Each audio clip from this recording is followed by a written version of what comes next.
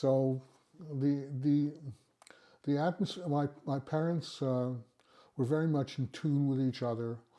Uh, they had a I would say they had a marvelous relationship. Uh, um, you know, they struggled financially. There wasn't much money, but you know, they weren't at all materialistic.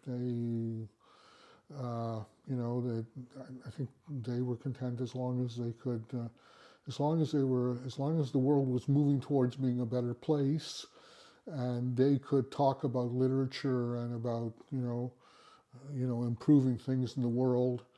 Um, that was a big focus of their lives. Used to like to go for walks, you know, with me. Used to talk, and we'd often go and have a hamburger in the shopping center, or we'd go and buy bread.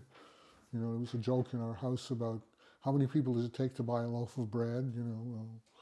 My father wanted to have a conversation, so we went and we'd buy a loaf of French bread, and I've always very interested in bread, incidentally, any kind of bread, French bread, black bread. He was very fond of bread. Um,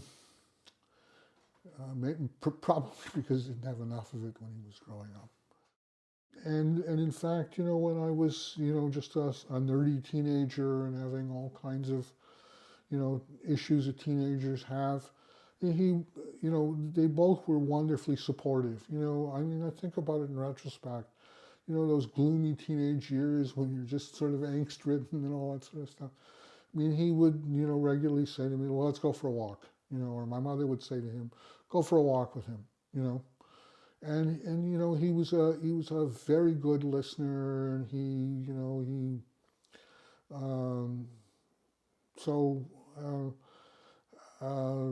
yeah, it was I mean, I wouldn't I wouldn't in retrospect, as I said, it's a great experience. I mean, wonderful parents.